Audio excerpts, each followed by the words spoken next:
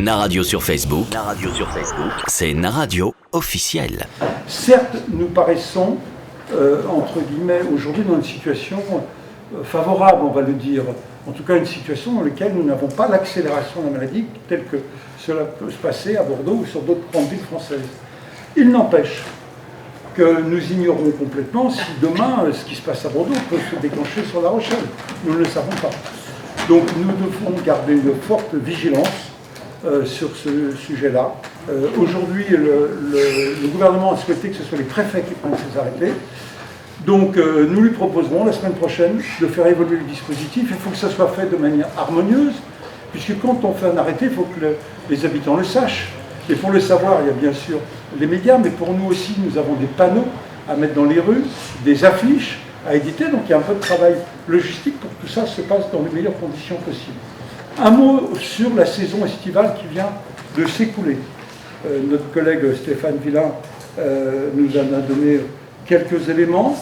Globalement, une satisfaction des professionnels.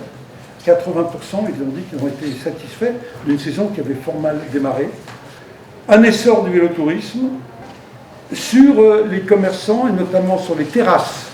Vous avez pu voir cette saison à La Rochelle et sur les communes concernées, des terrasses qui ont changé la physionomie de notre ville. On voit bien ces grandes terrasses, ces tables au bord de l'eau. Alors ça dépend bien sûr de l'emplacement des différents bars et restaurants. On voit bien que l'allure de la ville a changé. Alors je rappelle que le dispositif que nous avons autorisé reste pleinement actif jusqu'à fin décembre, et puis gratuitement. Pour l'année prochaine, je sens un mouvement, une tendance de dire « et si on gardait les terrasses ?» Donc le conseil municipal, sous la haute autorité de Marie, réfléchira pour voir si on continue le dispositif des terrasses agrandies. La gratuité, pas forcément, on verra ça, parce qu'on a aussi besoin de recettes. La priorité absolue, c'est la transition écologique. On l'avait engagé dans le mandat précédent avec le grand programme Territoire Zéro Carbone. Toutes les actions que nous allons mener seront marquées du sceau de la transition écologique, limiter les émissions de gaz à effet de serre, faire attention à ce que les mobilités soient des mobilités qui émettent moins. Ça veut dire plus de bus électriques, plus de bus au gaz, ça veut dire plus de vélos, ça veut dire une gare multimodale, ça veut dire un marais de Tadon. Et donc toutes les actions qui sont pour certaines déjà engagées, mais également les nouvelles actions qu'on va mener, je pense notamment à la politique des déchets, seront marquées du sceau du territoire zéro carbone.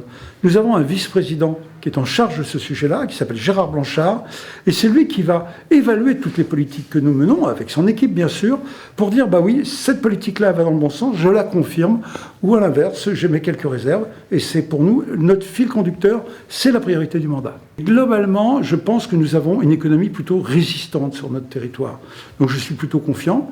Ceci dit, nous avons encore des moyens pour aider les entreprises. Nous avons déjà distribué 1 600 000 €. Nous en avons engagé un petit peu plus que ça. Et donc, si des entreprises ont des soucis, qu'ils viennent nous voir, nous intervenons en subvention pour aider leur activité directement. Et cette politique est déjà reconduite jusqu'à la fin du mois d'octobre. Et s'il faut le prolonger, nous le prolongerons. Donc, de l'inquiétude un peu, mais certainement pas de catastrophisme. Notre territoire semble plutôt résilient par rapport à la crise.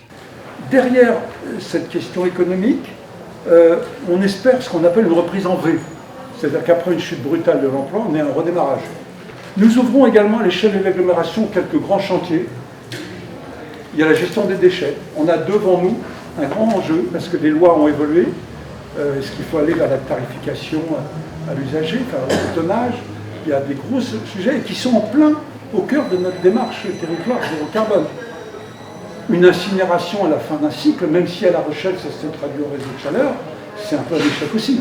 Parce que ça veut dire qu'on n'a pas su au départ limiter la quantité de déchets dans le cycle de production d'un produit ou d'un service. Donc oui, à La Rochelle, on réutilise la chaleur produite par l'incinération, mais l'objectif est de limiter ce qu'on en apporte à l'incinérateur.